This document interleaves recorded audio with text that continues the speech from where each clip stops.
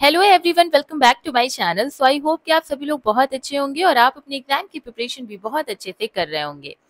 So in this video we are now gonna talk about our BSc second semester unit 6 plant anatomy. And ये plant anatomy की class 1 है and I am very happy to tell you all कि हम सिर्फ 2 video में इस पूरी unit को खत्म कर देंगे। ठीक है, वीडियो ऑब्वियसली थोड़ी सी लंबी होगी बिकॉज यहाँ पर आपको बहुत सारे कंटेंट मुझे प्रिसाइजली समराइज वर्जन में, जिसमें आप सब्जेक्टिव एंड ऑब्जेक्टिव दोनों पेपर की तैयारी कर सको, उस तरीके से मैंने स्लाइड्स को प्रिपेयर किया है। तो ऑब्वियसली थोड़ा थोड़ा टाइम दे करके अच्छे से पढ़ेंगे हम लोग, जिससे आपके सारे बेसिक टू एडवांस कॉन्सेप्ट जो है वो प्लांट एनाटॉमी से प्योरली एकदम हलवा क्लियर हो जाए। ओके, टेबल ऑफ कंटेंट क्या है इस यूनिट का? That is our unit 6।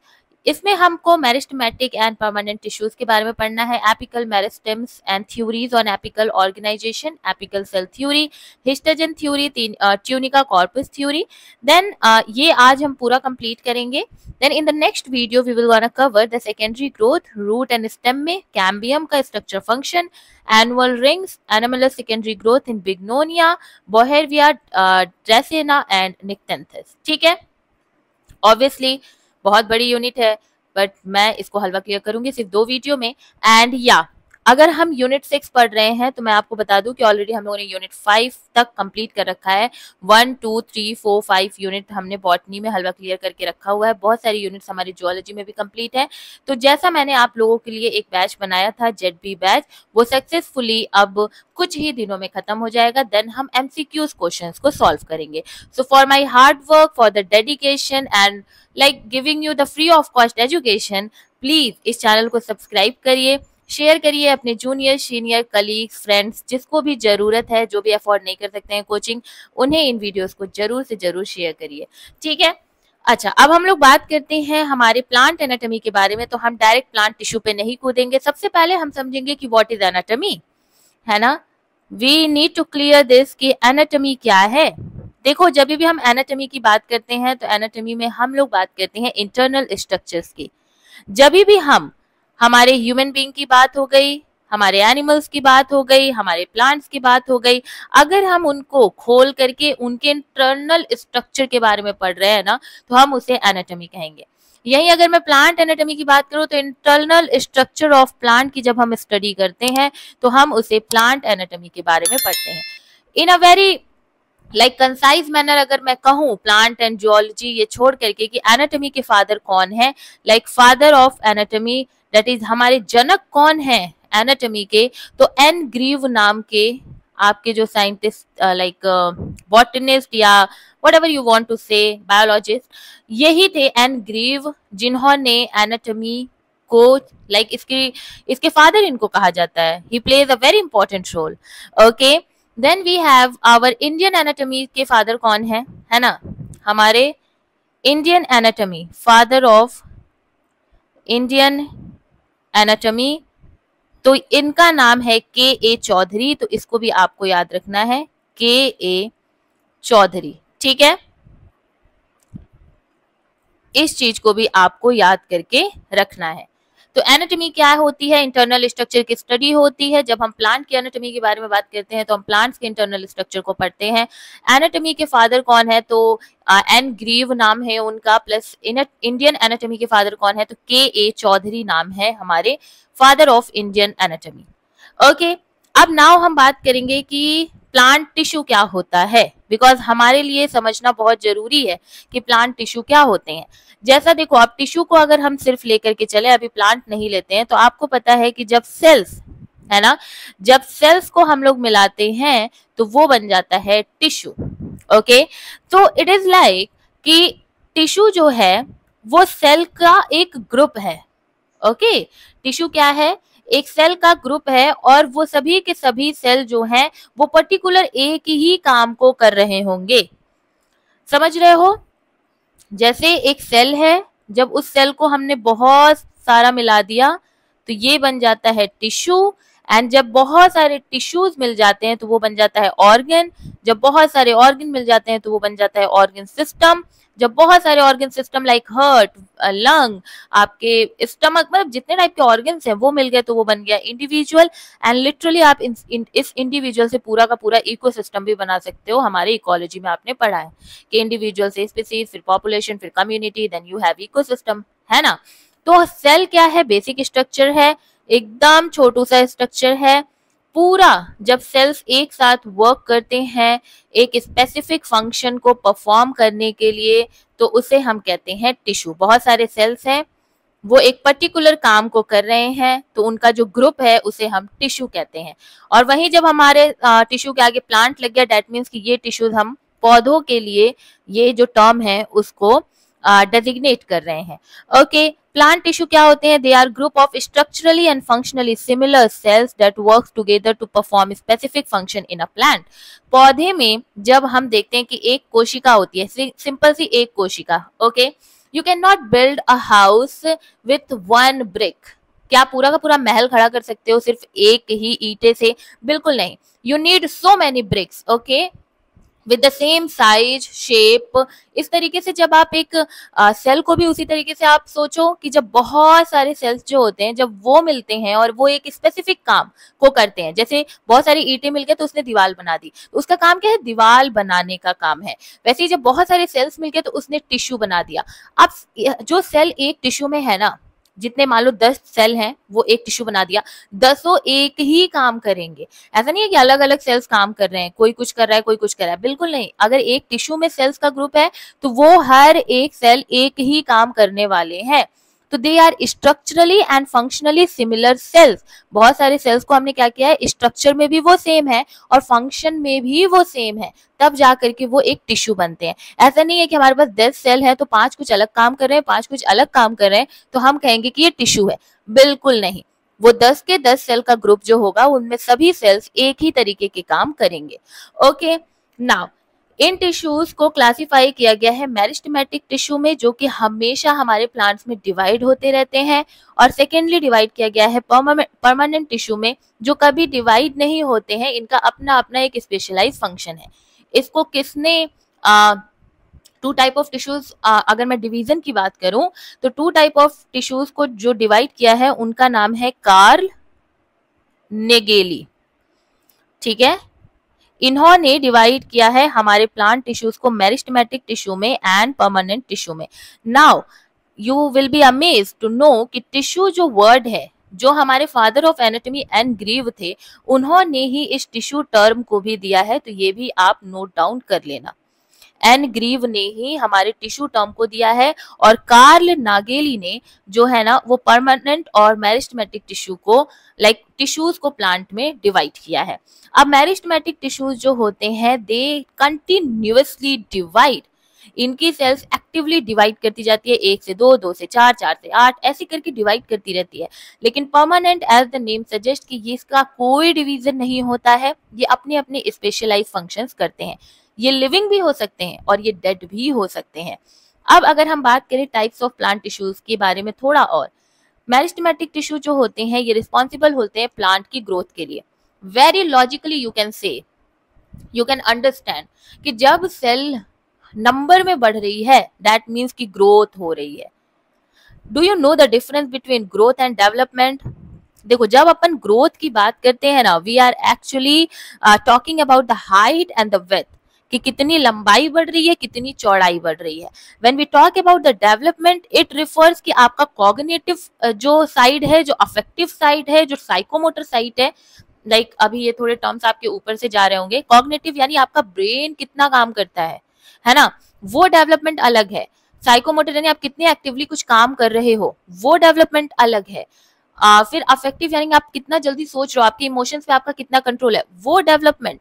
So basically growth is only for the height and width, कि आप कितने बढ़ गए, कितने फैल गए, है ना, कितने आप हेल्दी हो गए हो, कितने पतले हो गए हो, कितने स्किनी हो गए हो, दिस इज द ग्रोथ। लेकिन डेवलपमेंट इज इंटरनल थिंग, कि आपका मानसिक कितना आप विकास है, आप कितनी जल्दी जल्दी कोई काम कर रहे हो, आप कितनी जल्दी जल्दी आंसर्स कर रहे हो, तो दीज आर डेवलपमेंट। वैसे ही हमारे प्लांट्स में ग्रोथ क्या है कि प्लांट कितना ज्यादा लंबा बढ़ रहा है, कितना चौड़ा बढ़ रहा है। तो ये ऑब्वियसली जो सेल डिवाइड करेंगी वही तो लंबाई और चौड़ाई बढ़ाएंगी ना। अब एक सेल जो है वो डिवाइड ही नहीं कर रही है तो वो इतने ही साइज की तो रह जाएगी। लेकिन अगर सेल्स जो हैं वो डिवाइड करती जा रही हैं तो वो क्या अपने हाइट और विड्थ में नहीं बढ़ेंगी? बताओ, ये बढ़ी नहीं, इनकी हाइट देखो, ये हाइट में भी बढ़ गई और ये ऐसे विड्थ में भी बढ़ गई। तो रिस्पॉन्सिबल प्लांट के ग्रोथ के लिए कौन से हैं? मेरिस्टेमेटिक टिश्यूज हैं। वहीं पर हमारे परमानेंट टिश्यूज जो होते हैं इनमें आपको एक सिंपल टिश्यू दिखाई देगा, इनमें कॉम्प्लेक्स टिश्यूज भी दिखाई देंगे। सिंपल टिश्यूज में आपके पैरेन्काइमा, कोलेनकाइमा एंड स्क्लेरेन्काइमा आते हैं। They all are non dividing cells, इनमें कोई डिवीजन नहीं होता है। कॉम्प्लेक्स टिश्यूज जो होते हैं वो आपके जाइलम एंड फ्लोएम हो जाते हैं। और बेसिकली देखो, जाइलम एंड फ्लोएम कंडक्शन का काम करते हैं, ट्रांसपोर्टेशन का काम करते हैं, है ना।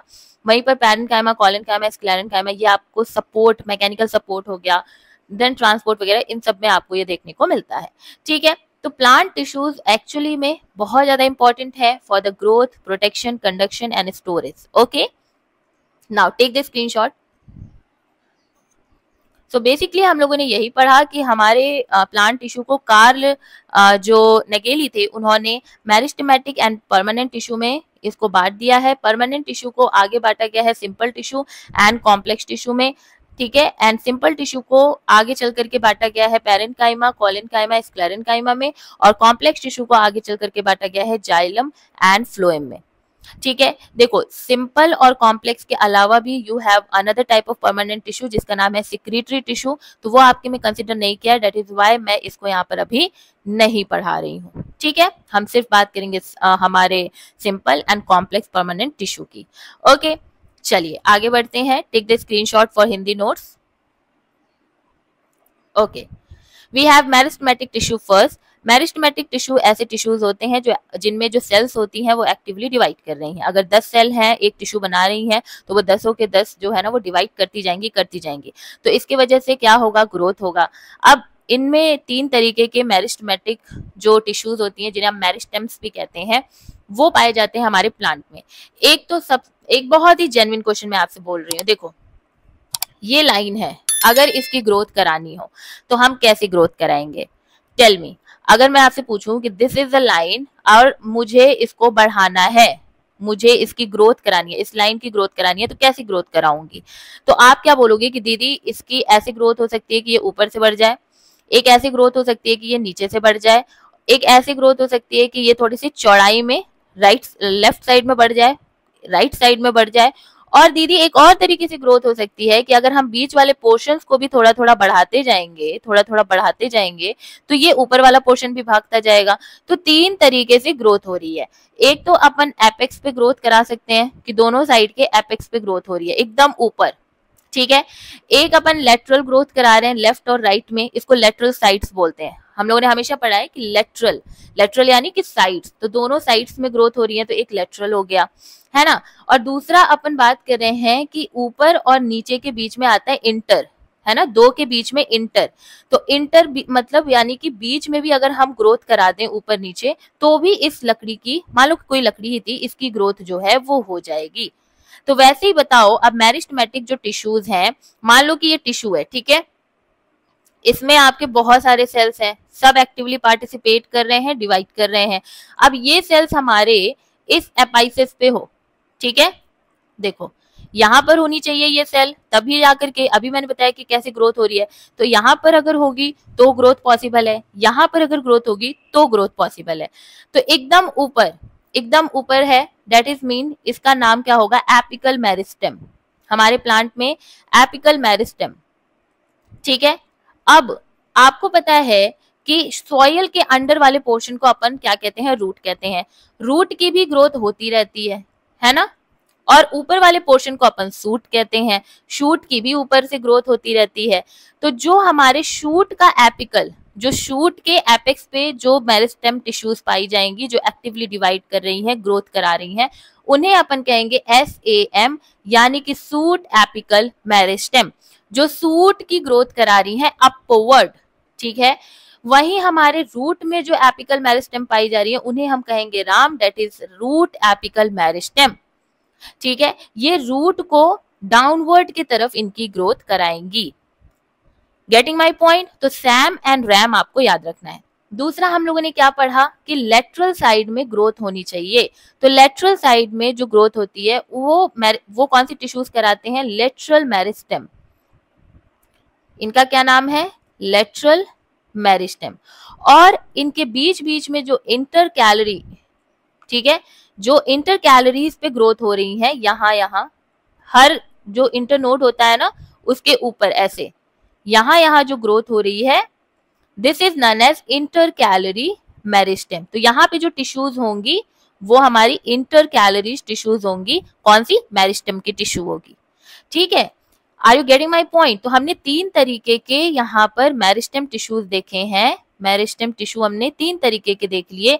एक हमने देखा एपिकल, जो दोनों ही एपेक्स पे, किसके एपेक्स पे? सूट के एपेक्स पे सैम और रूट के एपेक्स पे रैम।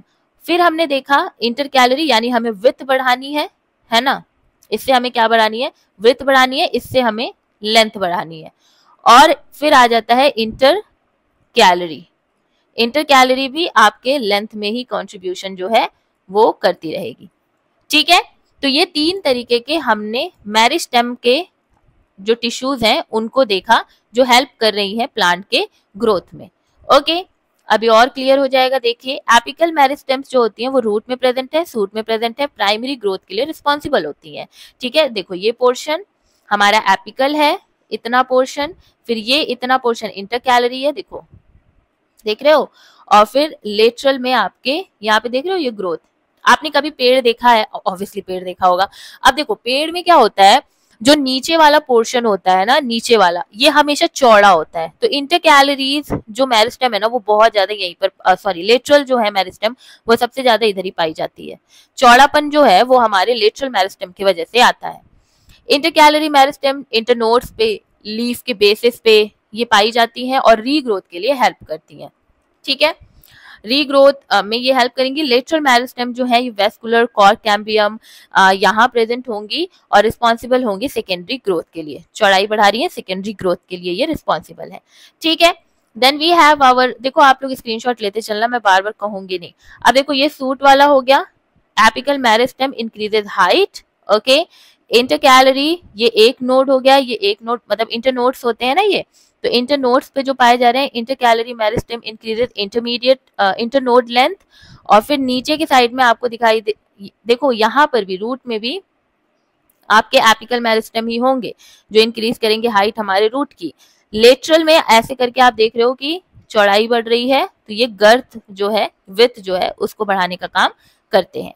ठीक है, then we have a permanent tissue. Permanent tissue में सिंपल टिश्यूज होती हैं मेड अप ऑफ 1 सेल, जिसमें आपके पैरेन्काइमा, कोलेनकाइमा, स्क्लेरेन्काइमा आते हैं। And then we have a complex tissue.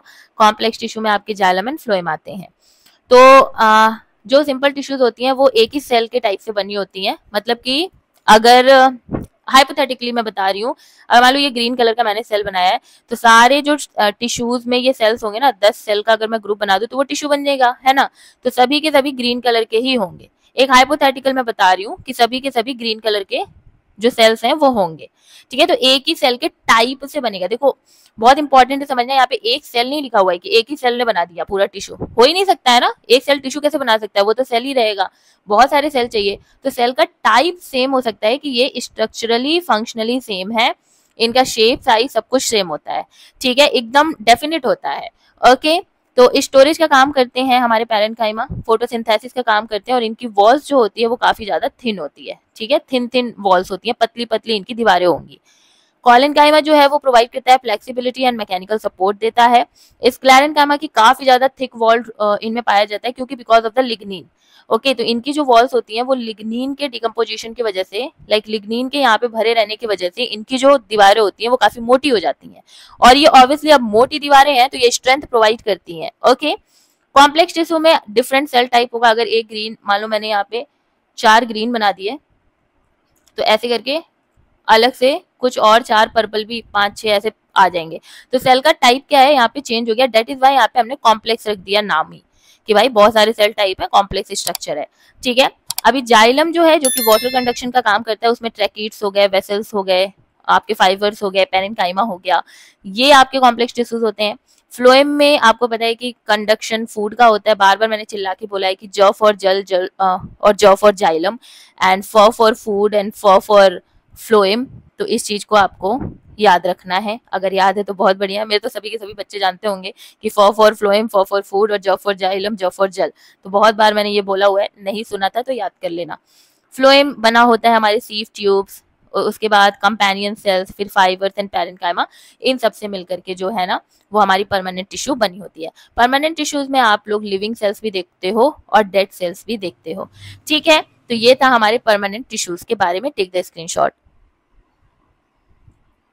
देखो यहाँ पर परमानेंट टिश्यू में आप सिंपल टिश्यू की मैं बात करूँ जिसमें सेल टाइप एकदम एक ही है, तो यहाँ पर देख रहे हो शेप आर वेरी, देखो ये ओवॉइडल शेप का आपको दिख रहा है ना, थोड़ा सा अंडे के शेप का दिख रहा है।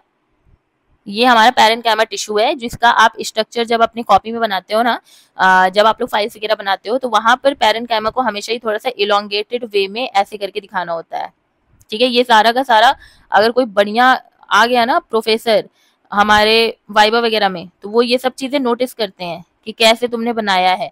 तो ये हमारे जो पैरेन्काइमा टिश्यूज हैं जिनमें हर एक सेल की टाइप आपको सिमिलर ही दिखाई देगी, तो ऐसे को हम लोग पैरेन्काइमा कहते हैं। कॉलेनकाइमा में ना ऐसे करके आप सेल्स बनाते हो सेलुलर में, ठीक है। जब आप डायग्राम बनाते हो तो आप ऐसे करके बनाते हो।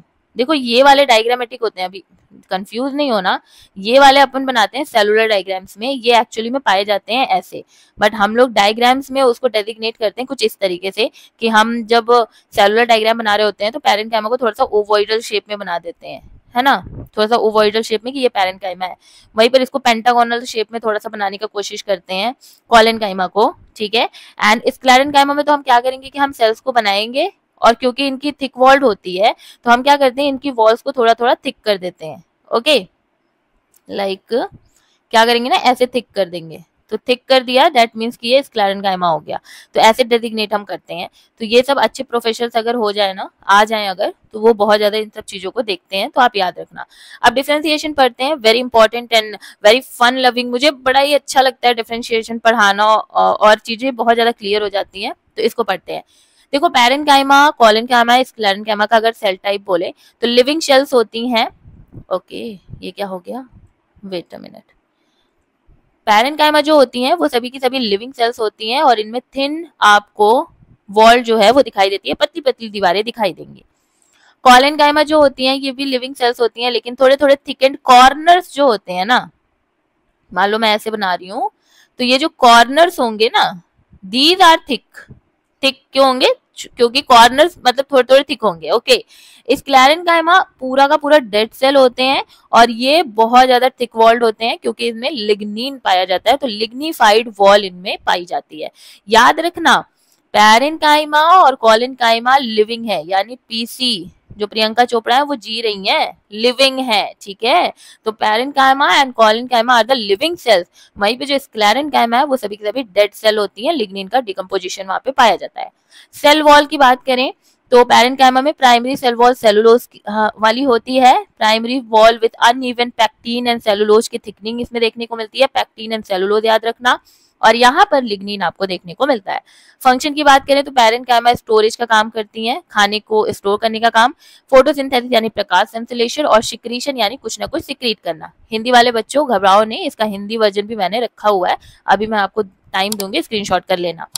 कॉलेनकाइमा की बात करें तो मैकेनिकल सपोर्ट प्रोवाइड करती हैं और स्क्लेरेनकाइमा तो बहुत ज्यादा तक स्ट्रेंथ और रिजिडिटी प्रोवाइड करेंगी क्योंकि भर भर के लिग्निन है, मोटी दीवारें हैं, तो ऑब्वियसली सपोर्ट, उसके बाद स्ट्रेंथ, रिजिडिटी सब कुछ प्रोवाइड करेंगी, okay. Then we have intercellular spaces, तो ऑब्वियसली हमारे पैरेन्काइमा में आपको इंटरसेलुलर स्पेसेस दिखाई देती हैं, कॉलेनकाइमा में आपको वेरी स्मॉल छोटू सा एकदम दिखाई देगा स्पेस, और यहाँ स्क्लेरेनकाइमा में एब्सेंट होता है। देखो यहाँ पर आपको क्या दिख रहा है स्पेस, ये देखो इंटरसेलुलर स्पेसेस हैं, बिल्कुल हैं, ठीक है।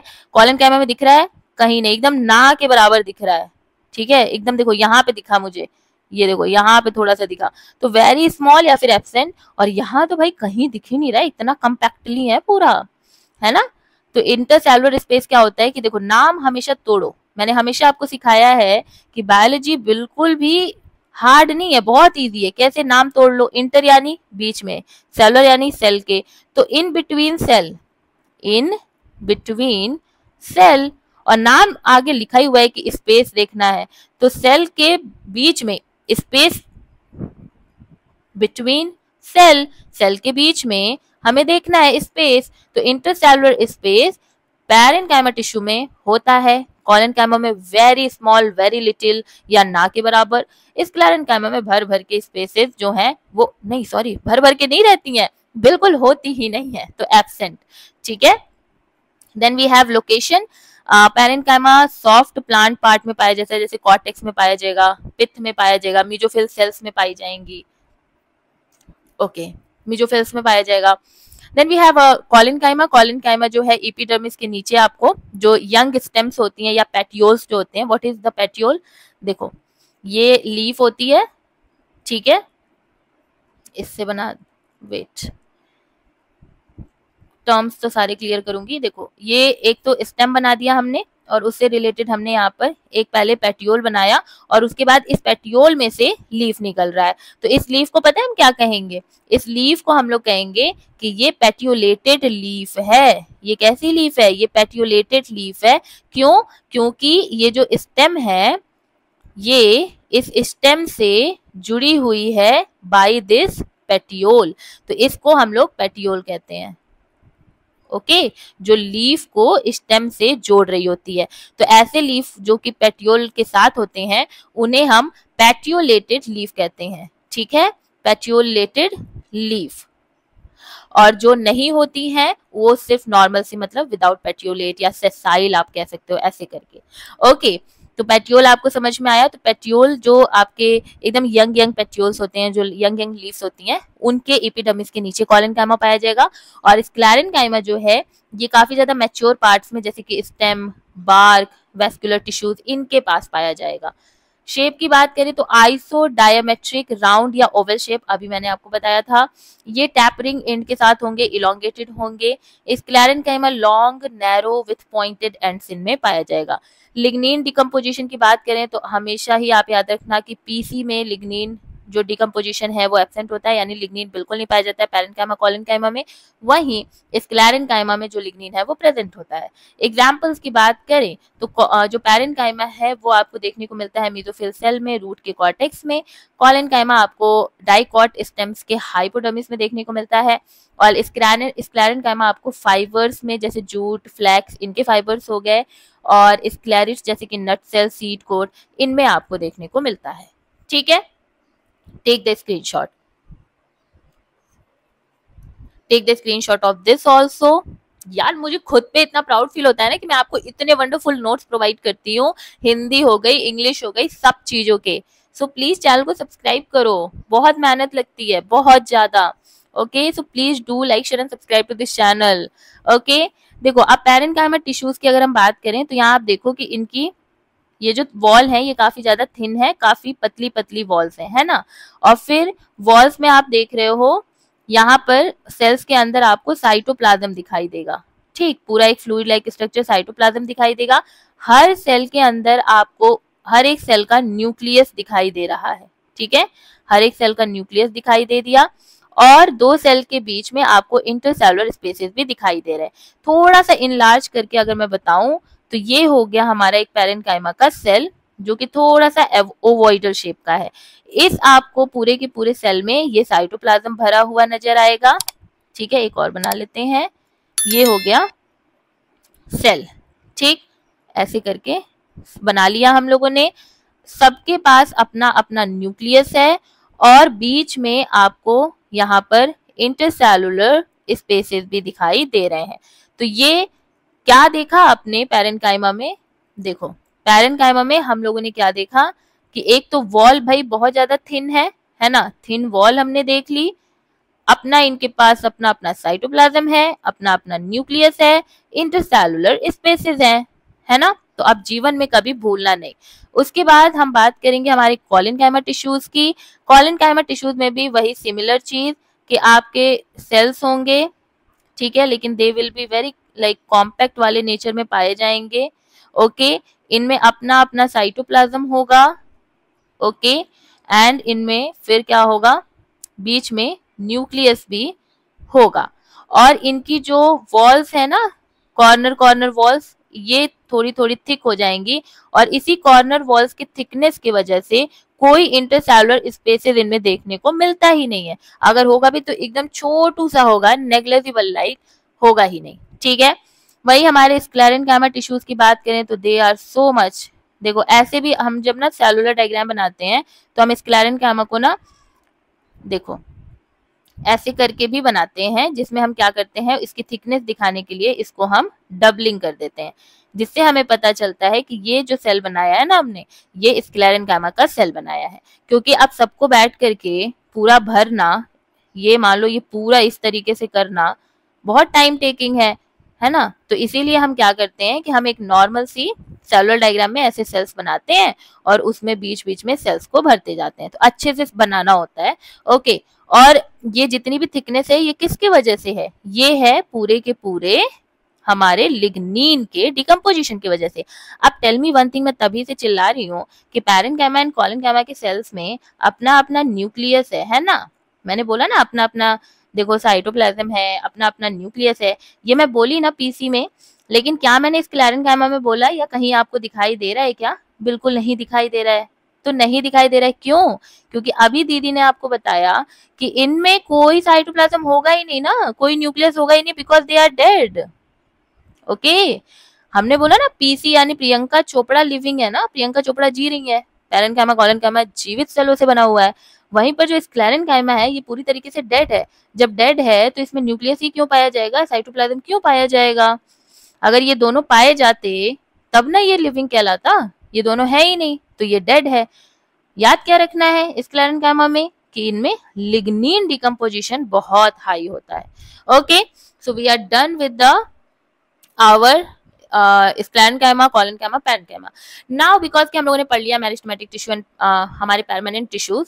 मेरिस्टेमेटिक में हमने क्या पढ़ा, एपिकल पढ़ा, इंटरकैलरी पढ़ा, लेटरल पढ़ा। परमानेंट में हम लोगों ने स्क्लेरेन, पैरेन एंड कॉलन पढ़ा एंड जाइलम एंड फ्लोएम के बारे में भी मैंने थोड़ा सा बता दिया आपको। अब हम इन दोनों में डिफरेंस समझेंगे। Overall meristematic tissue and permanent tissue में क्या डिफरेंसेस हैं, तो हम उसकी बात कर लेते हैं। सेल डिवीजन का, सबसे पहले मेरिस्टेमेटिक टिश्यूज के जितने भी सेल्स होते हैं वो एक्टिवली डिवाइड करते हैं और परमानेंट टिश्यूज में कोई एबिलिटी ही नहीं होती है डिवाइड करने की। शेल के जो शेप होते हैं वो काफी ज्यादा छोटे और थिन वॉल्ड और डेंस साइटोप्लाज्म भरा होता है हमारे मेरिस्टेमेटिक टिश्यू में। परमानेंट टिश्यू में आपको लार्ज थिक वॉल्ड वैक्यूलेटेड आपको स्ट्रक्चर देखने को मिलेगा। मेरिस्टेमेटिक टिश्यू क्योंकि ये डिवाइड कर रही है तो ग्रोथ एंड डेवलपमेंट में हेल्प करेंगी। परमानेंट टिश्यू जो है वो स्पेशलाइज फंक्शंस कराएंगी, जैसे कि प्रोटेक्शन का काम हो गया, सपोर्ट का काम हो गया, स्टोरेज का काम हो गया, कंडक्शन का काम हो गया। न्यूक्लियस इनमें अगर हम बात करें तो मेरिस्टेमेटिक टिश्यू क्योंकि एक्टिवली डिवाइड करती है, लिविंग है, प्रोमिनेंट एंड लार्ज न्यूक्लियस होगा। एंड कंपैरेटिवली हमारे मेरिस्टेमेटिक के परमानेंट टिश्यूज में जो न्यूक्लियस होती है वो लाइक छोटी होती है।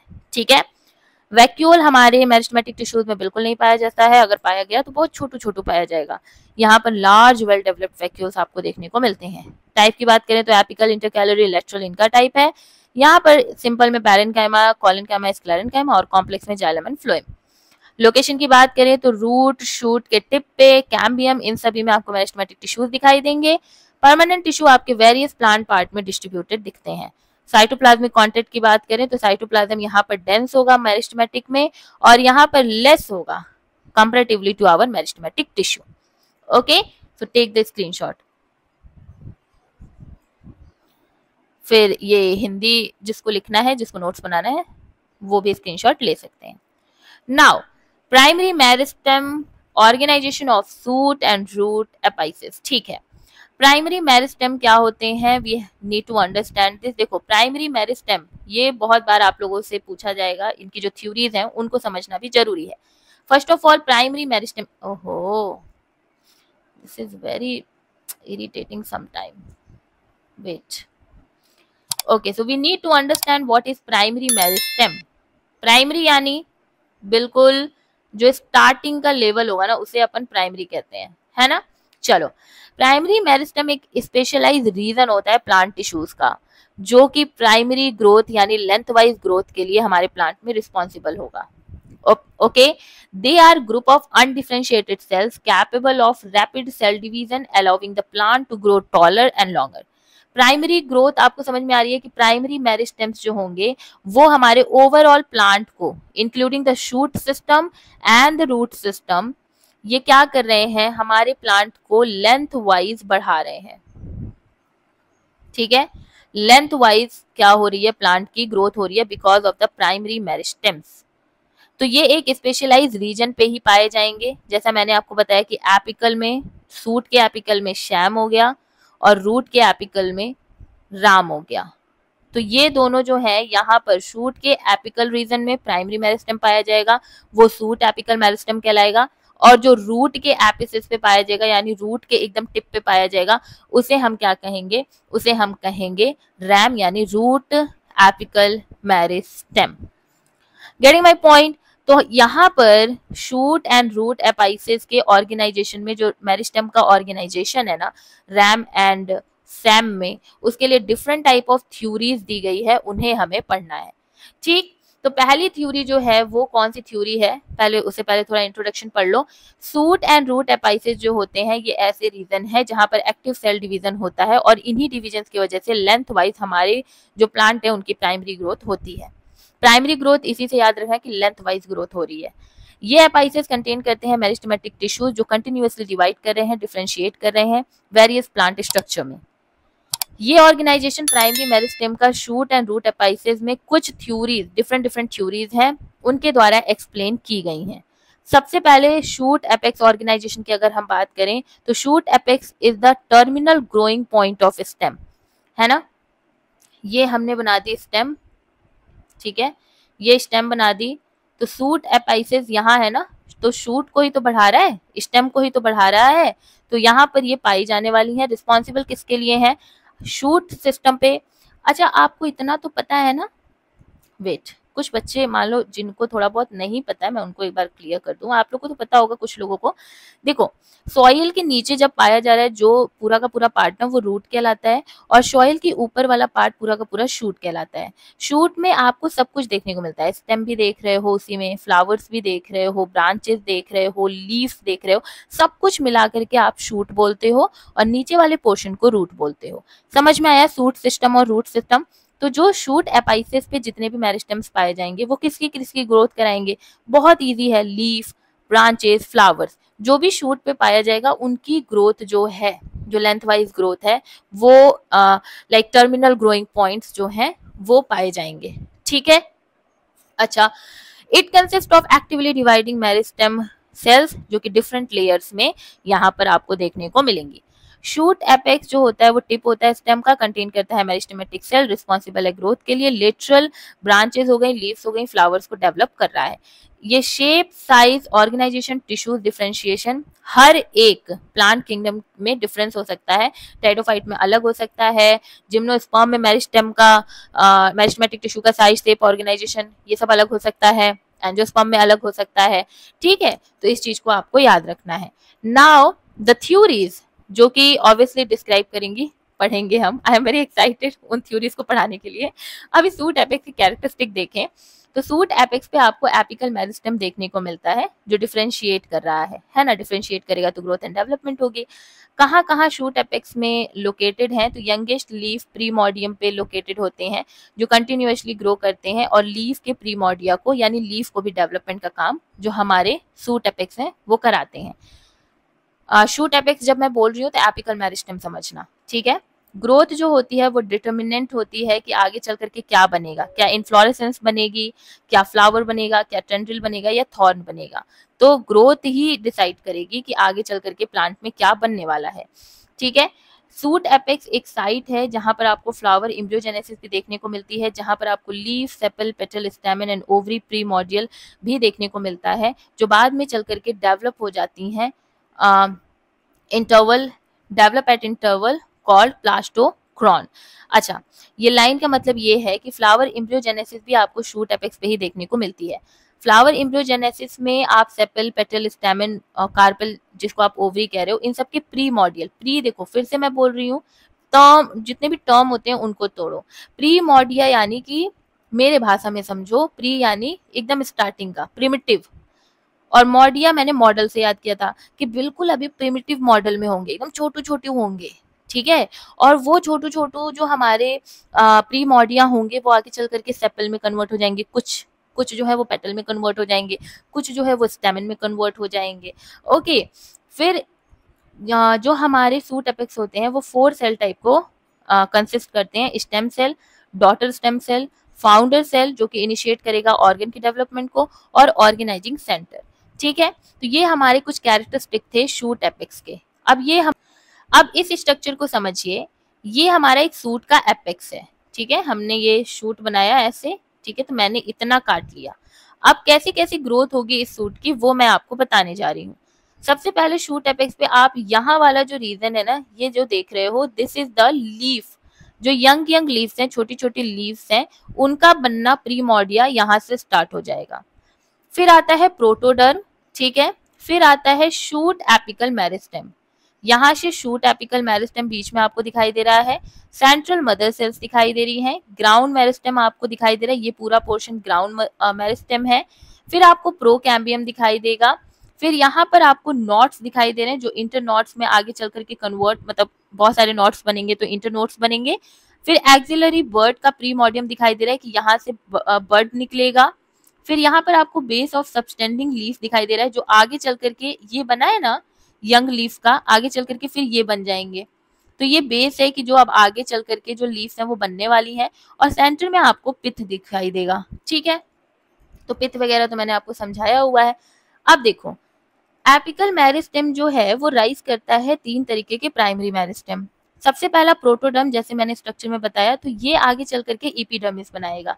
सी हियर, ये वाला प्रोटोडर्म कहाँ है, देखो ये प्रोटोडर्म दिखाई दे रहा है, ये ऊपर वाली जितनी लेयर है ना, दिस इज योर प्रोटोडर्म, ये दिख रहा है।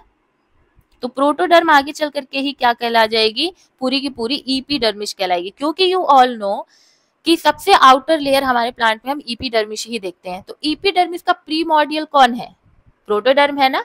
पहले का मॉडल कौन है, प्रोटोडर्म है, प्रोटोडर्म से ही हमारा एपिडर्मिस बन रहा है। Getting my point. तो ये प्रोटोडर्म जो है ये आगे चल करके एपिडर्मिस बना लेगा। सेकेंडली, जो प्रोकैम्बियम है वो आगे चल करके गिव राइज देगा हमारे primary vascular tissues xylem and phloem को। ढूंढो प्रोकैम्बियम कहाँ है, ये देखो, दिस इज प्रोकैम्बियम। ये बीच वाले जितने स्ट्रक्चर्स हैं, ऑब्वियसली देखो ये सेंटर में है, एपिडर्मिस के बीच बीच में है, तभी तो ये वाटर एंड फूड का कंडक्शन करेंगे, है ना। देखो लीफ तक भी लेके जाना है, सेंट्रल मदर सेल के पास भी लेके जाना है, हर जगह लेके जाना है, तो कंडक्शन का काम प्रोकैम्बियम। तो प्रोकैम्बियम किसका प्री मॉडल है, हमारे वेस्कुलर टिश्यूज का, जैसे xylem and phloem. Ground meristem, ground meristem जो है ये डेवलप होते हैं कॉर्टेक्स, पिथ, मेडुला, पेरिसाइकल। तो कॉर्टेक्स बनना हुआ, पिथ बनना हुआ, मेडुला बनना हुआ, पेरिसाइकल बनना हुआ, ये सब कुछ हमारे ग्राउंड मेरिस्टेम जो है वो बनाते हैं, ठीक। एपिकल मेरिस्टेम जो होते हैं, they are responsible from the primary growth in plant, that is increase in height, length and organ formation. Primary growth का मतलब क्या है हमारे प्लांट में, कि जब लेंथ बढ़ रही है प्लांट की, हाइट बढ़ रही है, फ्लावर्स बन रहे हैं, लाइक ऑर्गन ही तो हुआ है ना ये, तो डिफरेंट ऑर्गन का भी फॉर्मेशन जो है, एपिडर्मिस हो गया, ये सब बन रहे हैं, तो हम उसे क्या कहते हैं, प्राइमरी ग्रोथ ऑफ प्लांट, जो किसके द्वारा कंट्रोल किया जा रहा है, एपिकल मेरिस्टेम के द्वारा। क्योंकि हम लोगों ने 3 मेरिस्टेम पढ़ा, एपिकल पढ़ा, इंटरकैलरी पढ़ा, लेटरल पढ़ा, लेकिन एपिकल मेरिस्टेम जो है वो प्राइमरी ग्रोथ यानी प्लांट के लेंथ, हाइट, ऑर्गन फॉर्मेशन में सबसे ज्यादा रोल प्ले कर रहा है, ठीक है। अब इसके लिए थ्योरीज दी गई हैं, जो सबसे पहली है वो है ट्यूनिका कॉर्पस थ्योरी, जो स्मिथ ने दी थी 1924 में। ओके, इसमें बोला क्या गया, इन लोगों ने बताया कि जो स्मिथ थे उन्होंने ट्यूनिका कॉर्पस थ्योरी दिया, इन्होंने ऑर्गेनाइजेशन बताया सूट अपेक्स का, ठीक है। 2 डिस्टिंक्ट जोन इन्होंने बताया कि आउटर वाला जो है ना ये हमारा ट्यूनिका है, और जितने भी अंदर वाले पोर्शंस हैं वो सब के सब क्या हो गए, कॉर्पस हो गए। तो स्मिथ ने बोला कि जो आप लोग पढ़ रहे हो कि प्राइमरी मेरिस्टेम जो है, लाइक शूट एपेक्स जो है वो ग्रोथ करा रहा है, तो शूट एपेक्स में यू हैव ओनली 2 थिंग्स, एक है ट्यूनिका और एक है कॉर्पस। दो ही चीज उन्होंने बताई है ट्यूनिका और कॉर्पस के बारे में। अब ट्यूनिका कॉर्पस में डिफरेंशिएशन भी है बहुत ज्यादा, कि ट्यूनिका जो है ये वैसी सेल्स को कंटेन करेंगी जो एंटी क्लिनिकली डिवाइड कर रही हैं, मतलब परपेंडिकुलर डिवाइड करेंगी, लेकिन वहीं पर जो इनर कॉर्पस है ये एंटी क्लिनिकली और पेरी क्लिनिकली दोनों तरीके से डिवाइड करेंगी।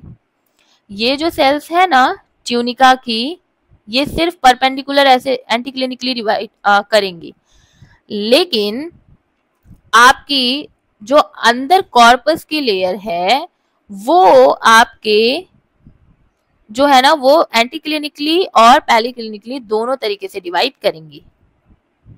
ठीक है, so basically tunica corpus theory describe करती है एपिकल मेरिस्टेम के ऑर्गेनाइजेशन की, which is responsible for the growth of new sales. अब न्यू सेल्स बनाएंगी, ऐसा स्मिथ ने बोला कि लीफ का सेल हो गया, स्टेम हो गया, अदर प्लांट के स्ट्रक्चर्स हो गए, वो सब ट्यूनिका कॉर्पस मिल करके बना रहे हैं। इस थ्योरी ने आपको यही एक्सप्लेन किया है कि कैसे मेरिस्टेम्स में जो सेल्स हैं वो ऑर्गेनाइज हैं। एक तरीके से बोला कि ट्यूनिका की लेयर है, सिर्फ दो ही लेयर है, एक ट्यूनिका की है, और ट्यूनिका में अगर दो है तो एक L1 लेयर हो गई, एक L2 लेयर हो गई, और एक हमारी पूरी की पूरी कॉर्पस की लेयर है। ट्यूनिका के बारे में इन्होंने क्या क्या बोला मैं नोट डाउन करवाती हूँ, उसको नोट डाउन करो क्योंकि इट इज वेरी इंपॉर्टेंट। देखो यहाँ पे लिखा ही हुआ है मैंने। मोस्ट वाइडली एक्सेप्टेड थ्योरी मानी जाती है शूट अपेक्स के लिए ट्यूनिका कॉर्पस थ्योरी। ट्यूनिका क्या क्या है? आउटर मोस्ट लेयर है। स्मिथ ने बताया कि आउटर मोस्ट लेयर कौन सी होती है शूट अपेक्स में, जो एपिकल मेरिस्टेम है उसमें ट्यूनिका की होती है। इनमें जो सेल्स होती हैं वो एंटी क्लिनिकली यानी सरफेस के परपेंडिकुलर डिवाइड करती जाती हैं, और ट्यूनिका ही रिस्पॉन्सिबल होती है सरफेस के ग्रोथ एंड एपिडर्मिस के फॉर्मेशन के लिए। अभी अपन क्या पढ़ के आए हैं कि एपिडर्मिस का कौन फॉर्मेशन कर रहा है? इतना जल्दी भूल गए, इसीलिए पढ़ा रही हूँ मैं। बताओ, मैं आगे ही नहीं बढ़ूंगी जब तक आप ये नहीं बताओगे कि एपिडर्मिस को कौन बना रहा था। सो हम लोगों ने क्या पढ़ा अभी? एपिडर्मिस जो है वो कौन बना रहा था? प्रोटोडर्म बना रहा था। इतना जल्दी जल्दी नहीं भूला जाता है। देखो फिर से समझो एक बार, ये रहा प्रोटोडर्म, यही तो बना रहा था ना। Getting my point? तो यहाँ पर ट्यूनिका कॉर्पस थ्योरी जो स्मिथ ने दी, उन्होंने कहा कि एपिडर्मिस का फॉर्मेशन ये ट्यूनिका जो है, जो कि आउटर मोस्ट लेयर है, वो बना रही है, और ये एंटी क्लिनिकली डिवाइड करती जा रही है, एपिडर्मिस बनाई जा रही है। ऐसा कहा था हमारे स्मिथ ने। ट्यूनिका कंपोज्ड है वन और मोर लेयर से। अगर दो लेयर्स में ट्यूनिका है तो एक L1 हो जाएगी, एक L2 हो जाएगी। ठीक है, और अगर मैं बात करूँ एल्टिक्निलर डिवीजन की, तो यहाँ पर क्या होता है कि जो सेल्स होती हैं वो डिवाइड करती हैं ऐसे वे में कि वो प्लेन पैरेलल हो सरफेस के। ठीक है, तो उनका कहना है कि सरफेस के पैरेलल हो रही है डिवीजन, तो ऊपर की डिवीजन हो रही है, ऐसे ऐसे बढ़ता जा रहा है सेल, तो इसने क्या किया? एपिडर्मिस बना दिया। ट्यूनिका ने ही कंट्रीब्यूट किया है मेनली हमारे प्लांट के सरफेस ग्रोथ के लिए, ऐसा स्मिथ ने कहा था। कॉर्पस में क्या बोला उन्होंने कि कॉर्पस एक ऐसा पोर्शन है जो इनर मास है पूरा सेल का, जो ट्यूनिका के नीचे पाया जाता है। इनर रीजन ऑफ मेरिस्टेम उन्होंने बताया, और बोला कि यहाँ पर जो सेल्स डिवाइड होती हैं वो ऑल प्लेन्स में डिवाइड हो रही है, यानी वो एंटी क्लिनिकली भी डिवाइड हो रही है और पेरी क्लिनिकली भी डिवाइड हो रही है, और क्योंकि दोनों वजह से डिवाइड हो रही है that is why inner mass यानी बल्क में पाई जा रही है। यहाँ पर देखो कौन ज्यादा है बताओ? ट्यूनिका ज्यादा है या कॉर्पस ज्यादा है? ऑब्वियसली कॉर्पस आप बल्क यानी मास में देख रहे हो। क्यों? क्योंकि ये दोनों तरह से डिवाइड कर रही है, एंटी क्लिनिकली भी पेरी क्लिनिकली भी। कॉर्पस जो है ये कंट्रीब्यूट कर रही है bulk of the shoot including cortex and vascular tissues. ये डिवीजन जो देख रहे हो ना parallel, periclinically and anticlinically, ये इंटरनल टिश्यूज की ग्रोथ के लिए बहुत ज्यादा माना जाता है। कि कॉर्पस में हम देख रहे हैं कि जो इंटरनल टिश्यूज हैं जैसे वेस्कुलर टिश्यूज में जाइलम फ्लोएम हो गई, इनका बहुत ज्यादा ग्रोथ हो रहा है, और कुछ अनदर इंटरनल स्ट्रक्चर्स का भी। तो ये जो ट्यूनिका कॉर्पस की थ्योरी थी ये हमारे स्मिथ ने बताई थी कि जो सूट अपेक्स है उस पर जो हमारे एपिकल मेरिस्टेम है उनमें जो सेल्स की ऑर्गेनाइजेशन है वो दो तरीके से है, एक ट्यूनिका और एक कॉर्पस। ट्यूनिका जो है वो आउटर मोस्ट लेयर है, सिर्फ डिवाइड कर सकती है एंटी क्लिनिकली, और ये रिस्पॉन्सिबल होती है एपिडर्मिस के फॉर्मेशन के लिए और सरफेस के लिए।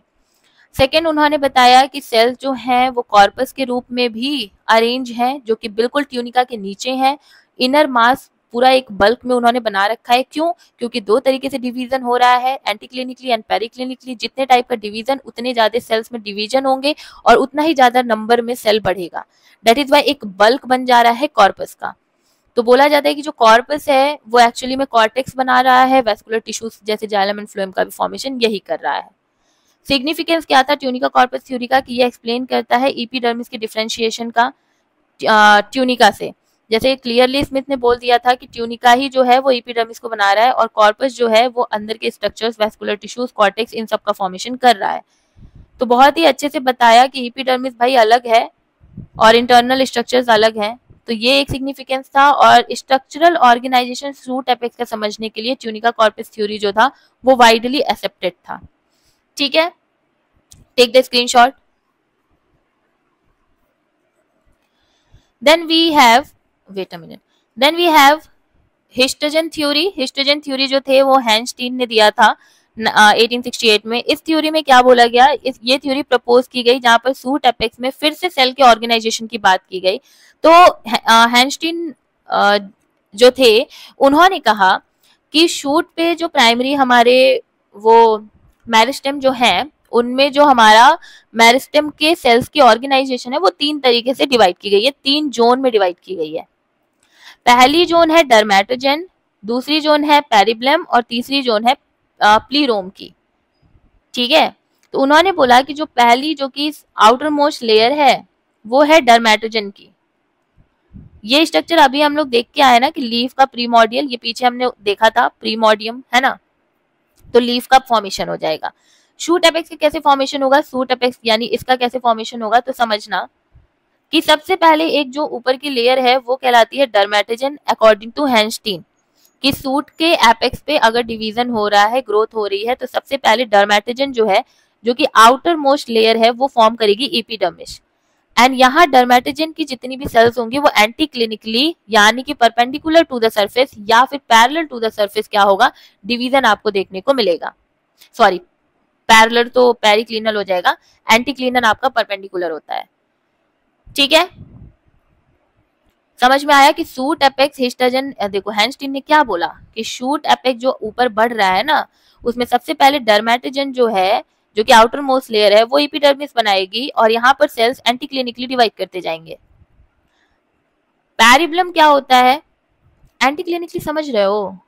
ना समझ में आया तो बोला करो। देखो जैसे ये सेल है एक, तो एंटी क्लिनिकली यानी कि सरफेस के ना साइड बाई साइड ऐसे करके डिवीजन होगा सेल्स का, कि एक सेल टूटेगी तो फिर वो ऐसे बनाएगी सेल को। तो सरफेस पे एपिडर्मिस का फॉर्मेशन डर्मेटोजेन कर रहे हैं, ऐसा हैंस्टीन ने बोला अपनी थ्योरी में।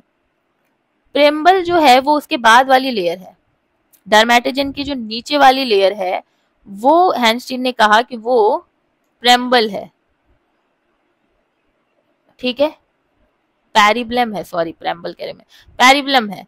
तो पेरिब्लम क्या है, ये मिडिल लेयर है जो कि कॉर्टेक्स में डेवलप हो जाएंगी और यहाँ की सेल्स मल्टीपल प्लेन में डिवाइड कर रही है, एंटी क्लिनिकली पेरिक्लिनिकली। फिर थर्ड लेयर जो होगी जो कि हमारे इसके किसके नीचे होंगी बताओ, जो पेरिब्लम है उसके नीचे होंगी, उन्हें हम कहेंगे प्लीरोम। ये इनर मोस्ट रीजन है और ये वेस्कुलर टिश्यूज और पित्त को राइज देती है, सेंटर में ही पित्त होता है, यू ऑल नो। और वेस्कुलर टिश्यूज भी सेंटर में होती है जिनसे कंडक्शन पूरी तरीके से अच्छे तरीके से पूरे प्लांट के स्ट्रक्चर में हो जाए। और ये बहुत ज्यादा रोल प्ले करती है कंडक्शन क्योंकि वेस्कुलर टिश्यू बना रही है और स्ट्रक्चरल सपोर्ट क्योंकि पित्त बना रही है। तो ये हैंस्टीन जो थे उन्होंने हिस्टोजन थ्योरी में कहा कि मुझे नहीं पता स्मिथ के बारे में, स्मिथ जी ने ट्यूनिका कॉर्पस बता दिया कि सूट के एपेक्स पे जो सेल्स का ऑर्गेनाइजेशन है मेरिस्टेम में वो दो तरीके से है, एक लेयर ट्यूनिका की है और अंदर की लेयर हमारे कॉर्पस की है। मुझे इससे कोई लेना देना नहीं है। मैं बताऊंगा हिस्टोजन थ्योरी। हिस्टोजन थ्योरी में मैंने ये बोला कि हमारे जो शूट एपेक्स पे जो मेरिस्टेम पाए जा रहे हैं उनमें सेल्स की ऑर्गेनाइजेशन तीन जोन में डिफरेंशिएट की गई है। जो पहली जोन है वो है हमारी डर्मेटोजेन की जो कि हमें एपिडर्मिस बना करके दे देगी, है ना। और उसके बाद जो लेयर है वो लेयर हो गई पेरिब्लम की। पेरिब्लम जो है ये हमें कॉर्टेक्स बना करके दे देंगे, ओके। एंड देन उसके बाद लास्ट में हमारी सबसे इनर मोस्ट लेयर जो है प्लीरोम, वो हमें बना करके दे देंगी वेस्कुलर टिश्यूज एंड पित्त। और इस तरीके से हमारे शूट का डेवलपमेंट और ग्रोथ हो जाएगा, ऐसा हमारे हिस्टोजन ने कहा। अब एपिडर्मिस का क्या काम है कि बार बार एपिडर्मिस ही बनाना है? देखो, एपिडर्मिस हमारी आउटर मोस्ट लेयर है। जब भी आप प्लांट के स्ट्रक्चर को पढ़ोगे तो सबसे आउटर मोस्ट लेयर आपको एपिडर्मिस की दिखाई देगी, जो आपके डिफरेंट एक्सटर्नल एनवायरनमेंट से हमारे प्लांट को बहुत ज्यादा सेफ सिक्योर रखती है, उसको ना प्रोटेक्शन प्रोवाइड करती है एपिडर्मिस। तो एपिडर्मिस का बनना बहुत जरूरी है। कॉर्टेक्स आप देखते हो कि मैक्सिमम एपिडर्मिस के नीचे वाली लेयर जो होती है वो पूरी की पूरी कॉर्टेक्स होती है, जो बेसिकली जैसे हमारे में मसल्स है ना, वैसे ही आप प्लांट में कॉर्टेक्स समझ सकते हो कि वैसे ही पूरी तरीके से कॉर्टेक्स है, ठीक है। And then vascular tissues important है इसलिए प्लांट में ग्रोथ एंड डेवलपमेंट के लिए, क्योंकि यही हमारे जाइलम एंड फ्लोएम जो है वो शूट को, इस सूट को ऊपर अगर लेंथ वाइज बढ़ानी है तो पानी और खाना तो चाहिए होगा ना, हम खुद नहीं बढ़ पाएंगे अगर हमें पानी खाना ना मिले तो शूट को बढ़ाना है तो पानी खाना चाहिए। तो हिस्टोजन ने इसीलिए बोला कि प्रीरोम वाले जो हैं यहाँ पर वेस्कुलर टिश्यूज बन जा रही हैं जो शूट को आगे बढ़ा रही हैं by conducting the food and water. And pith is very important, क्योंकि शूट बढ़ता जाए और वो खड़ा ही ना हो पाए। आपने कभी देखा है शूट को हमेशा इस तरह वो बढ़ता है, कभी ऐसे मुड़ते हुए देखा है क्या, या गिरते हुए देखा है क्या? नहीं, वो आगे की तरफ बढ़ता जाता है, ऊपर की तरफ। क्यों? क्योंकि उससे अंदर की मजबूती बहुत ज्यादा है ना, ये अंदर की मजबूती बहुत ज्यादा है, तभी ये आपको इस तरह खड़ा दिखाई देता है। कोई भी पेड़ ऐसे इधर उधर झुका नहीं दिखाई देता है। तो वो मेंटेनेंस हमारे पिथ कर रहे हैं, पूरा मस्त सपोर्ट दिए पड़े हैं, स्ट्रेंथ दिए पड़े हैं अंदर से। तो इसीलिए पूरे थ्योरी में 3 थ्योरी आपको देखने को मिलेगी, तीनों में आपको जिक्र epidermis, cortex and vascular tissues and pith का दिखेगा, क्योंकि यही मेन चीजें हैं जो शूट को आगे बढ़ा रही हैं। जैसे ट्यूनिका कॉर्पस में आपने देखा कि ट्यूनिका जो है वो रिस्पॉन्सिबल थी एपिडर्मिस के फॉर्मेशन के लिए, है ना, ऐसा बोला हमारे स्मिथ ने। और कॉर्पस को बताया कि जो कॉर्टेक्स है, वेस्कुलर टिश्यूज हैं, वो हमारे कॉर्पस बना ले रहे हैं, है ना। और वहीं पर हमारे हिस्टोजन ने कहा कि नहीं, एपिडर्मिस कोई ट्यूनिका व्यूनिका नहीं बना रहा है, एपिडर्मिस डर्मेटोजन बना रहा है, कॉर्टेक्स पैरिबलम बना रहा है, और वेस्कुलर टिश्यूज एंड पिथ प्लीरोम बना रहे हैं, ऐसा हिस्टोजन ने कहा। लिमिटेशन क्या थी हमारे हिस्टोजन थ्योरी की कि ये एप्लीकेबल नहीं था सभी प्लांट के लिए, क्योंकि मेरिस्टेम ऑर्गेनाइजेशन हर एक स्पीसीज में अलग अलग है। तो आप सबके लिए सेम लाइन बोल दो कि सब में डर्मेटोजन है, प्रीएम्बल है और प्लीरोम है, तो ऐसा तो नहीं है, सब में अलग अलग है। और मॉडर्न स्टडीज सजेस्ट करती है कि सेल का फेट जो है ये स्ट्रिक्टली प्री डिटरमाइंड होता है, is not strictly predetermined by histogens. ऐसा नहीं है कि सेल का फेट पहले से ही डिसाइड हो गया, ये भी चीज मॉडर्न स्टडीज में कही जा रही है। Cell fate is not strictly predetermined by histogens, की डर्मेटोजेंस जो है वही आगे चल के एपिडर्मिस बनाएंगे, पेरिब्लम जो है वही आगे चल करके कॉर्टेक्स बनाएंगे, या प्लीरोम जो है वही आगे चल करके आपके पित्त बनाएंगे। ऐसा कुछ प्री डिटरमाइंड नहीं है, ऐसा नहीं है, मॉडर्न साइंस बताती है आपको। तो ये सारे लिमिटेशंस थे, स्क्रीनशॉट ले लेना। तीसरी थ्योरी है एपिकल सेल थ्योरी। अब ये एपिकल सेल थ्योरी क्या बोलती है? ये थ्योरी स्टेट करती है कि सिंगल एपिकल सेल जो है वो हमारे शूट के ग्रोथ को कंट्रोल कर रही है। How beautiful line is this, कि एक ही एपिकल सेल है जो पूरी की पूरी जो प्लांट के जो शूट ग्रोथ है उसको ये क्या कर रहे हैं, कंट्रोल कर रहे हैं। ये भी बहुत ज्यादा इंपॉर्टेंट कॉन्सेप्ट है हमारे प्लांट बायोलॉजी का, क्योंकि इसमें ग्रोथ एंड ऑर्गेनाइजेशन हमारे प्लांट टिश्यूज के बारे में बताया गया है। अब according to our apical cell theory, जो ग्रोथ होती है हमारे प्लांट की वो डायरेक्टेड होती है सिर्फ एक सिंगल एपिकल सेल, जो कि लोकेटेड है हमारे रैम एंड सैम के टिप पे। यानी रूट के टिप पे एक एपिकल सेल है और शूट के भी टिप पे एक एपिकल सेल है, और यही सेल्स जो हैं ये हमारी जो ग्रोथ है प्लांट में शूट एपेक्स की वो करा रही हैं और रूट एपेक्स की करा रही हैं।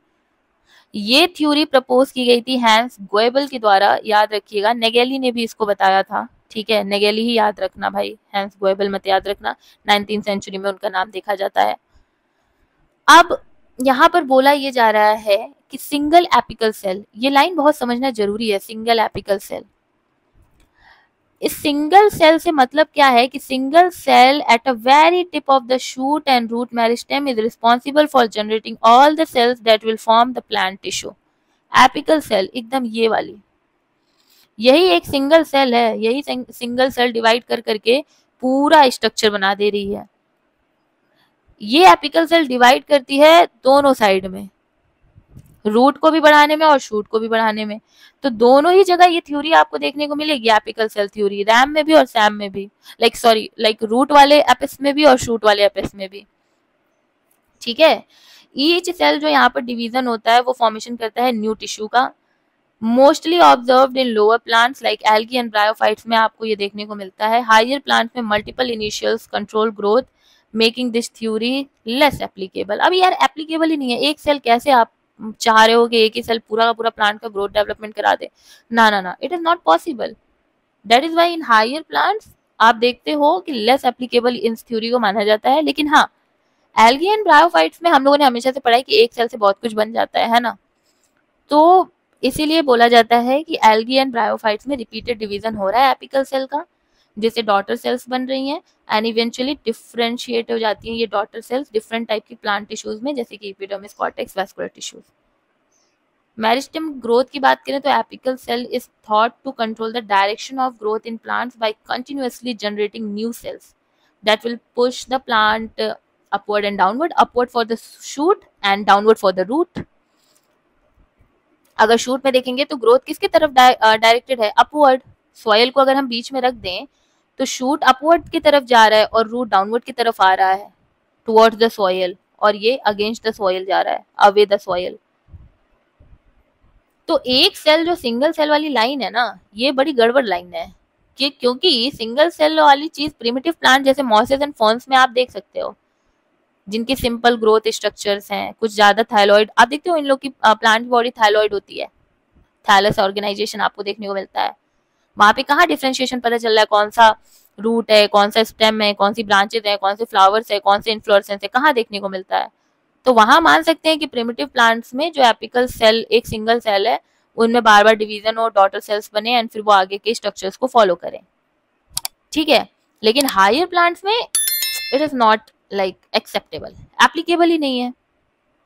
ठीक है, लिमिटेशंस यही है इनके कि हायर प्लांट्स में ये एप्लीकेबल बिल्कुल भी नहीं है, क्योंकि स्ट्रक्चर्स काफी ज्यादा हमारे कॉम्प्लेक्स होते हैं हायर सेल्स में।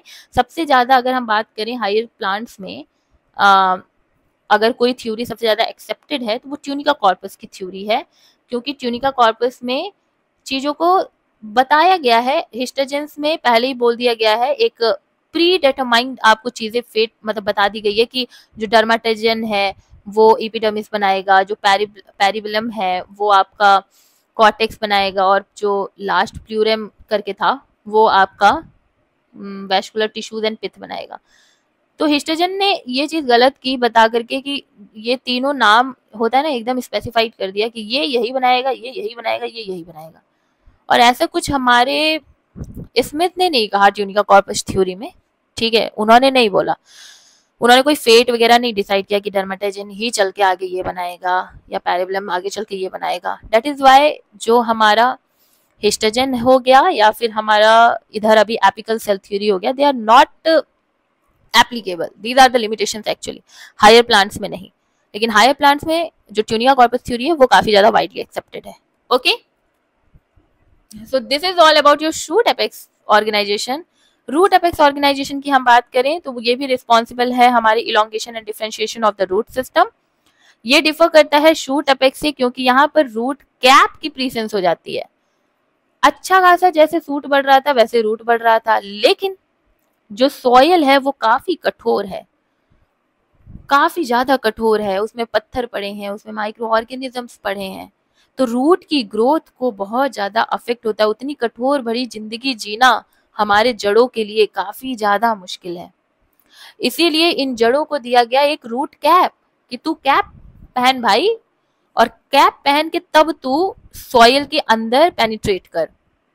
जैसे मान लो कि एक ऐसी गुफा है, इस गुफा में एक इंसान है, वो जा रहा है हीरा खोजने। ठीक है, इस हीरे को खोजने जा रहा है जो यहाँ पड़ा हुआ है। ठीक, अब ये गुफा में बहुत सारे आपको रॉक दिखाई दे रहे हैं, बहुत सारे रॉक हैं, देखो ना, रॉक ग्रीन कलर का होता है, देखो ये बहुत सारे आपको यहाँ पर रॉक्स दिखाई दे रहे हैं, लेकिन इस इंसान को चाहिए यहाँ का हीरा। तो वो क्या करेगा, वो एक कैप डालेगा अपने सर पे, पहले तो पूरी बॉडी कवर करेगा ऑब्वियसली, एंड फिर एक सर पे कैप लगाएगा कि उसके सर पे चोट ना लग जाए इन रॉक को पार करते करते। वैसे ही हमारे जो रूट होती है ना, उन रूट को बहुत ज्यादा कठोर सॉयल सॉइल के पार्टिकल्स हो गए, एकदम कॉम्पैक्ट सॉइल पार्टिकल्स हो गए, अंदर जो पत्थर वत्थर हो गए, पैथोजेंस हो गए, उनसे लड़ने के लिए उनको अपना सर बचाना पड़ता है, क्योंकि ग्रोथ इसी सर पे ही हो रही है। अगर ये एक रूट है, ठीक है, ये रूट है, तो रूट की ग्रोथ कहाँ हो रही है, डाउनवर्ड हो रही है, तो कौन करा रहा है, यही तो ग्रोथ करा रहे हैं, जो एकदम एपेक्स है, जो सर है इनका, वही तो करा रहे हैं। तो इस सर को कैप पहनाना बहुत जरूरी है, क्योंकि अगर ये कैप नहीं पहनेंगे तो अंदर जो सॉयल में पत्थर पड़े हैं और जो कॉम्पैक्शन पड़ा है, एकदम एकदम जुड़ा हुआ है सॉयल पार्टिकल, उसको वो नहीं पेनिट्रेट करके जा पाएंगे। तो कैप पहनाना बहुत जरूरी है। And because of the presence of root cap, shoot apex theory और रूट एपेक्स थ्योरी अलग अलग हो गई। तो जो थ्योरीज एक्सप्लेन कर रही है रूट एपेक्स ऑर्गेनाइजेशन को, उसमें सबसे पहले हमारी हिस्टोजन थ्योरी ही है, सेम एज इट इज। यहाँ पे बताया गया कि रूट एपेक्स में भी 3 तरीके के आपके सेल फेट है, कि डर्मेटोजन चल करके एपिडर्मिस बनाएगा जो रूट को प्रोटेक्ट करेगा, पेरिब्लम जो है वो कॉर्टेक्स को बनाएगा जो स्टोरेज एंड सपोर्ट का काम करेगा, और प्लीरोम जो है वो वैस्कुलर टिश्यूज को बनाएंगे जो जाइलम एंड फ्लोएम में जो कंडक्शन का काम करेंगे। लिमिटेशन यही है कि सभी के सभी प्लांट जो है उनमें मेरिस्टेम जो है भाई अलग अलग तरीके के हैं, है ना, हर स्पीसीज में, तो वो है ही नहीं पॉसिबल। और secondly histogen theory is also not applicable, because यहाँ पे रूट कैप की कोई बात ही नहीं की गई है। कहीं पे भी आप देख रहे हो कि वो बता रहे हैं कि रूट कैप बन रहा है, तो this is why this is not applicable. तो ये चीज आपको याद रखनी है कि हिस्टोजन थ्योरी जो है वो रूट के लिए भी उतनी ज्यादा एप्लीकेबल है नहीं। दूसरी है क्विसेंट सेंटर थ्योरी, जो कि हमारे रूट के लिए है, और ये शूट वाले से थोड़ा सा अलग है। ठीक है, बेसिकली आप शूट और रूट वाला जो है ना वो सेम ही देखते हो, बट ये थोड़ा सा अलग है। ओके, क्या अलग है? क्विसेंट थ्योरी जो थी वो डिस्कवर की गई थी auto radiography and cell division के स्टडीज के थ्रू। ठीक है, क्विसेंट सेंटर थ्योरी जो है वो क्लाउज ने 1956 में आप देखोगे कि दिया था। ठीक है, और यहाँ पर ऑटो रेडियोग्राफी का यूज किया गया है और सेल डिवीजन स्टडीज का यूज किया गया है, और तब जाकर के इस थ्योरी को बताया गया है। इसमें ये बोला गया है कि एक क्विसेंट सेंटर होता है, क्विसेंट वर्ड ही ना काफी ज्यादा, आपको मैं कैसे बताऊं, ये वर्ड ही बहुत ज्यादा नल्लीफाई जैसा है अब ये नहीं समझ में आएगा, बट चलो मैं बताती हूँ। क्विसेंट थ्योरी जो है उसमें एक क्विसेंट सेंटर की बात की गई है। अब जो मैंने बोला नल्लीफाई, यानी यहाँ पर जो भी सेल्स होंगे वो इनएक्टिव होंगे, एकदम वेले होंगे, कुछ काम ही नहीं करना है। ओके, तो क्विसेंट सेंटर की बात की गई है कि यहाँ पर इनएक्टिव सेल्स जो होंगे वो सेंटर में होंगे हमारे रूट मेरिस्टेम के। ठीक है, रूट मेरिस्टेम के बिल्कुल सेंटर में आपको दिखाई देगा एक इनएक्टिव सेल का ग्रुप, जिसे आप क्विसेंट सेंटर कहोगे, ऐसे सेंटर जो कोई काम धाम नहीं कर रहे। ठीक है, तो क्विसेंट सेंटर को हम इनएक्टिव सेल्स का ग्रुप भी कहते हैं। ठीक है, जो कि आप कह सकते हो कि बिल्कुल इनएक्टिव है, कभी कभी थोड़ा थोड़ा डिवाइड कर लेंगे, कभी कभी बिल्कुल कुछ भी नहीं करेंगे। तो ये रूट एपिकल मेरिस्टेम के बिल्कुल सेंटर में आपको देखने को मिलते हैं। अब इन सेल को डिवाइड किया हुआ है बहुत सारे मोर एक्टिवली डिवाइडिंग सेल्स ने, जिसने रूट की ग्रोथ में कंट्रीब्यूशन किया है। तो एक तो बीच में क्विसेंट सेंटर हो गया जो इनएक्टिव सेल्स के ग्रुप हैं, कोई काम धाम नहीं कर रहा है, और उसको पूरी तरीके से सराउंड किया हुआ है किसने, हमारे एक्टिव सेल्स ने।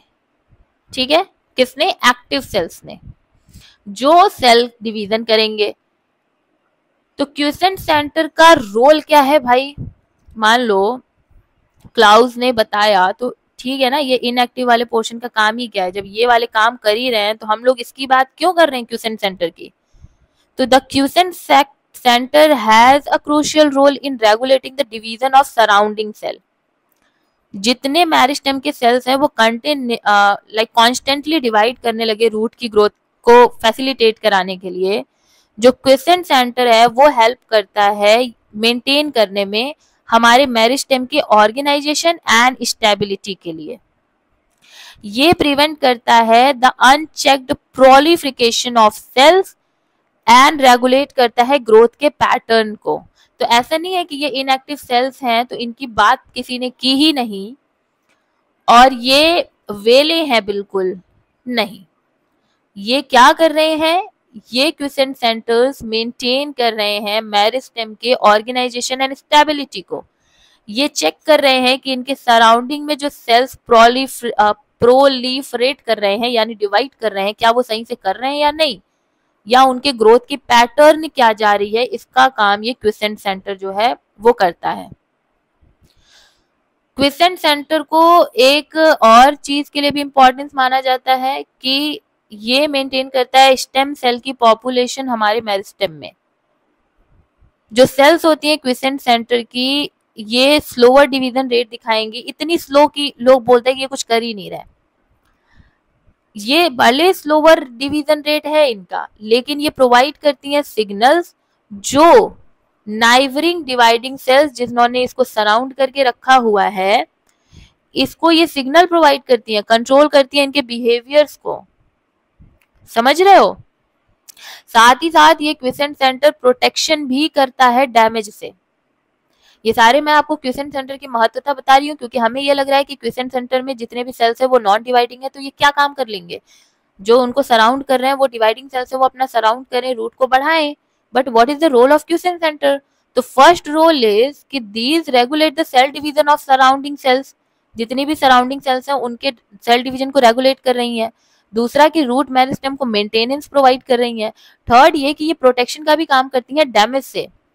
क्विसेंट सेंटर सेल्स जो होते हैं ये लेस एक्टिव होते हैं। अगर दिस इनएक्टिवनेस जो होती है ये हेल्प करती है इन्वायरमेंटल स्ट्रेस से प्रोटेक्ट करने के लिए। कहीं कोई फिजिकल डैमेज हो जाए, किसी टॉक्सिन के एक्सपोजर में आ जाए रूट, तो उससे भी ये बचा के रखती है। बिकॉज कि ये डिवाइड नहीं कर रही हैं, तो अगर कोई टॉक्सिक सब्सटेंस इनके अंदर आया तो होगा क्या कि ये डिवाइड ही नहीं कर रही हैं। अगर एक सेल है उसके अंदर मैंने एक टॉक्सिन डाल दिया और ये डिवाइड कर रहा है, तो ये 1 से 2, 2 से 4 ऐसे बनता जाएगा, तो सारे सेल्स क्या हो जाएंगे, टॉक्सिक हो जाएंगे, तो सेल्स मर जाए, मतलब धीरे धीरे प्लांट का जो रूट होगा वो खराब होने लगेगा। अब ये क्विसेंट सेंटर डिवाइड ही नहीं कर रही है। जब they do not divide rapidly, तो ये ससेप्टेबल भी नहीं है उन पैथोजेंस के, उन टॉक्सिन्स के। यहाँ पे आके क्या करेंगे, तो लॉन्ग टर्म मेंटेनेंस आपको देखने को मिलती है।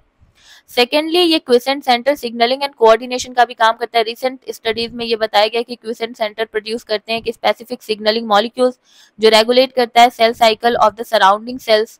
और ये सिग्नलिंग मैकेनिज्म जो होता है वो क्रूशियल रोल प्ले करता है एक्टिविटी, रूट के जो मेरिस्टेम होते हैं उनमें जो एक्टिविटीज होती हैं उनको कोऑर्डिनेट करने में।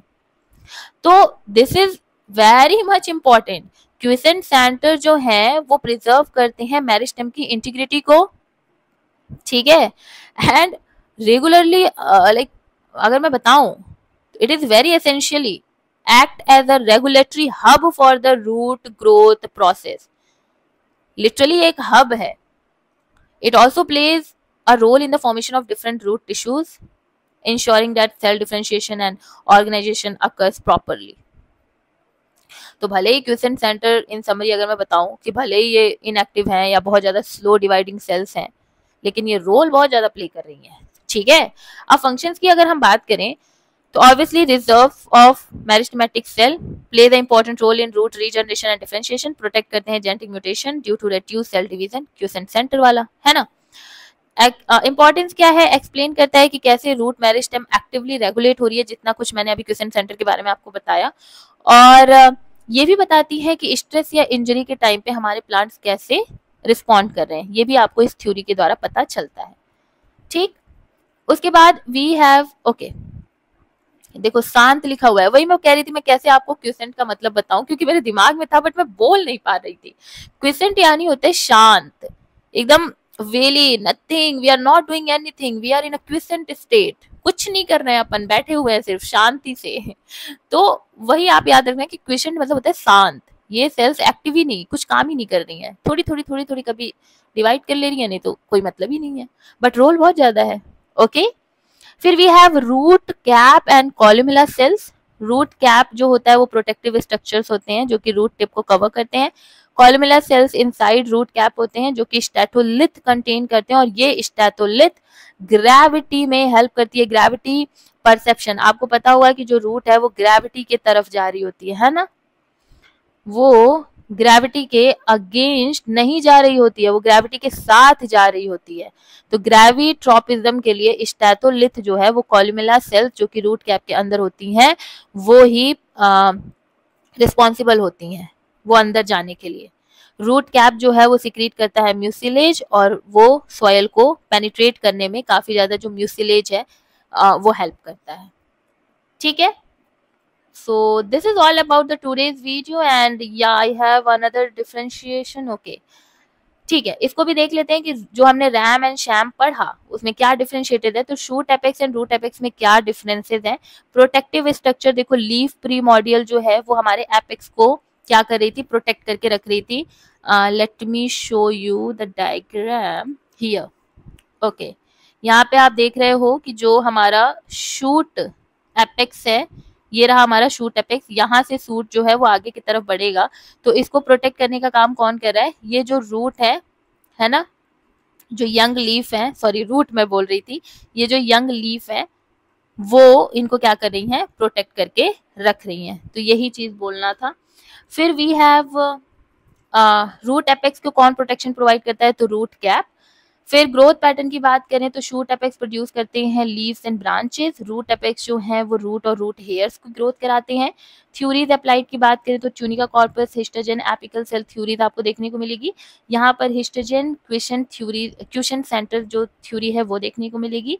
ऑर्गेनाइजेशन की बात करें तो layer of tunica and corpus बताया गया है हमारे शूट एपेक्स में, जो बहुत ज्यादा वाइडली एक्सेप्टेड है। और रूट एपेक्स में सेंट्रल क्वेश्चन सेंटर जो है विथ हिस्टोजन वो वाइडली एक्सेप्टेड है। ग्रेवियोट्रोपिज्म की बात करें तो ग्रेवियोट्रोपिज्म हमारे शूट एपेक्स में देखने को नहीं मिलता है, क्योंकि ये ग्रेविटी के अगेंस्ट जा रही होती है। शूट कभी भी जो स्टेम होती है वो ऊपर की तरफ बढ़ती है, तो वो ग्रेविटी को अगेंस्ट जा रही है ना। और जो हमारा, तो इसको ग्रेविटी के अगेंस्ट जा रही है तो हम इसे क्या कहेंगे, निगेटिवली ग्रेविटिज्म। और जो रूट है वो नीचे की तरफ आ रही है तो वो सपोर्ट करिए, दैट इज हम कहेंगे पॉजिटिवली ग्रेविटिज्म। ठीक है, उसके बाद कॉलुमेला सेल जो है वो डिटेक्ट करती है ग्रेविटी को, क्योंकि इसमें स्टैटोलिथ पाया जाता है। देन वैस्कुलर टिश्यू डेवलपमेंट की बात करें तो डिफरेंशिएशन लेट होता है हमारे शूट एपेक्स में, लेकिन हमारे रूट एपेक्स में जो डिफरेंशिएशन है वो अर्ली होता है। ठीक है, तो take the screenshot, then take the screenshot for Hindi notes. And in the conclusion हमें यही समझ में आया कि जो शूट एंड रूट एपाइसेस है वो काफ़ी ज़्यादा रोल प्ले करते हैं primary growth and organ formation के लिए। जैसे रूट आपका देख रहे हो, रूट हेयर, रूट कैप सब बना रहा है। शूट में आप देख रहे हो शूट, ब्रांचेस, लीफ, ये सब बना रहा है, इन्फ्लोरेसेंस वगैरह। थ्योरीज जैसे कि tunica corpus, histogen question centre, ये सब एक्सप्लेन करती हैं मेरिस्टेमेटिक टिश्यूज ऑर्गेनाइजेशन को हमारे shoot apex and root apex में। While the shoot apex is protected by the leaf primordial, the root apex जो है वो root cap से protected होती है। Understanding मेरिस्टेमेटिक ऑर्गेनाइजेशन बहुत ज़्यादा हेल्प करती है हमें बॉटनी को समझने के लिए, टिश्यू कल्चर को समझने के लिए एंड प्लांट डेवलपमेंटल बायोलॉजी को समझने के लिए। Okay, so this is all about the today's video. बहुत ही ज़्यादा लेंदी वीडियो थी। अब आप सोच लो कि मेरी कितनी मेहनत लगी है इतने प्रिसाइज, इतने समराइज वर्जन में इतने वंडरफुल नोट्स मैं आपको प्रोवाइड कर रही हूँ, और फिर हलवा क्लियर कर दिया मैंने सारा टॉपिक। आई होप कि ये वीडियो आपको पसंद आई होगी। प्लीज़ अगर आपको ये वीडियो पसंद आई है तो इसे लाइक करिएगा। कोई भी क्वेरी होगी तो आप कमेंट करके पूछ सकते हैं। मोटिवेट करने के लिए 2 शब्द मेरे लिए अच्छे लिख सकते हैं। और मिलते हैं नेक्स्ट वीडियो में। Do like, share and subscribe to this channel. बहुत मोटिवेशन मिलती है, तो प्लीज़ चैनल को शेयर करना अपने दोस्तों के पास, कलीग्स के पास, जिसके पास मन करे, और चैनल को सब्सक्राइब करना। Bye bye, take care, be happy, bye bye.